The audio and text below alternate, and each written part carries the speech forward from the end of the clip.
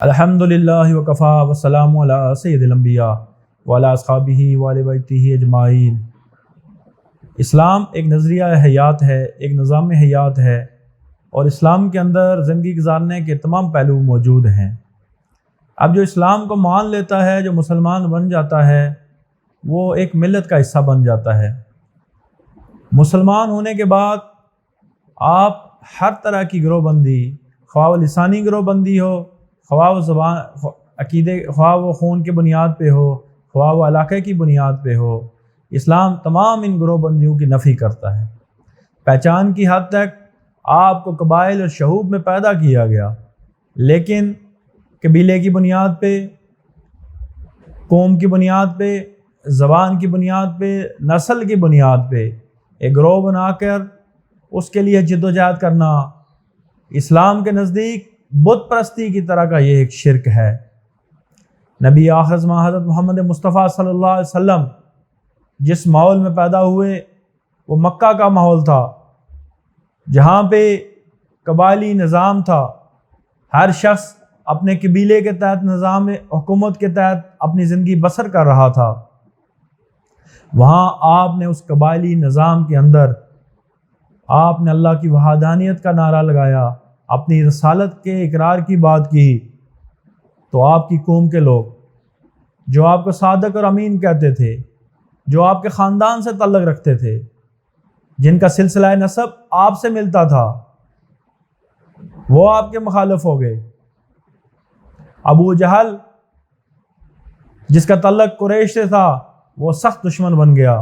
عتبہ بن ربیعہ، ولید، شیبہ، ابو سفیان، ابو لہب آپ کا چچا، یہ وہ لوگ تھے جن کا خون آپ کے خون سے ملتا تھا، جن کی زبان آپ کی زبان سے ملتی تھی، لیکن عقیدے کی بنیاد پر آپ نے ان کو اپنے سے الگ قرار دیا۔ اور دوسری طرف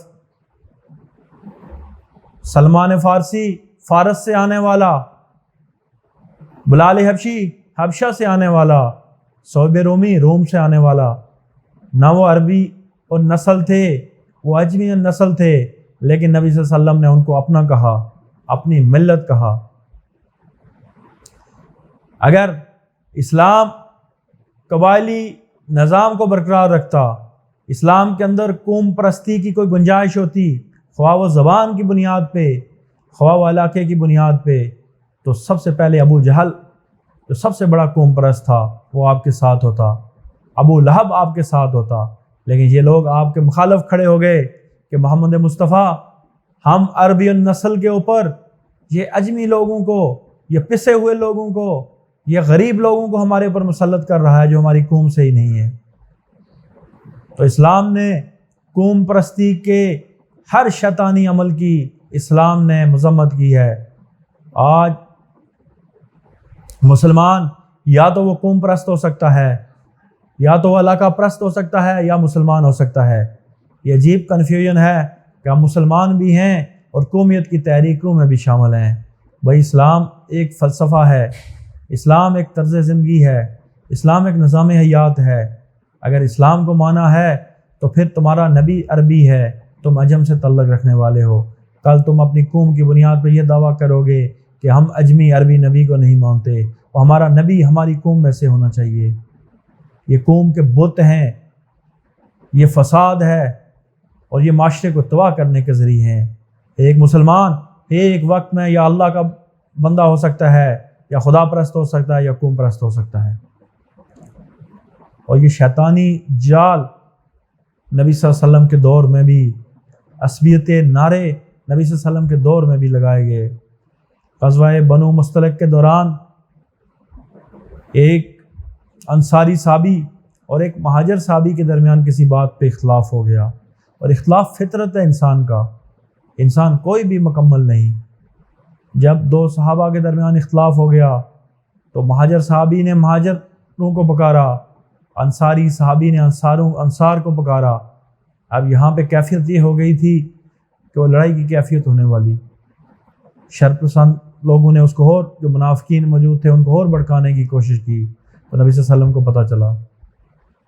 نبی صلی اللہ علیہ وسلم وہاں تشریف لے گئے اور آپ نے فرمایا کہ یہ جاہلیت کا بدبودار اور گندا نعرہ ہے کہ انصار ہونے کی بنیاد پہ اپنے قبیلے کو پکارو، مہاجر ہونے کی بنیاد پہ اپنے قبیلے کو پکارو۔ میرے نبی نے اس کو گندا اور بدبودار نعرہ قرار دیا، اور آج ہماری نوجوان نسل اس بدبودار نعرے سے متاثر ہو رہی ہے۔ اسلام کے ساتھ اس بدبودار نعرے کا کوئی تعلق نہیں۔ اسلام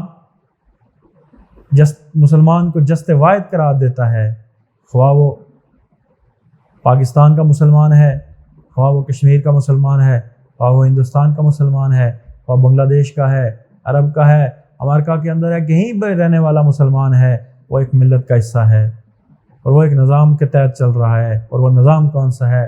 وہ اسلامی نظام حیات ہے۔ وما علینا الا البلاغ۔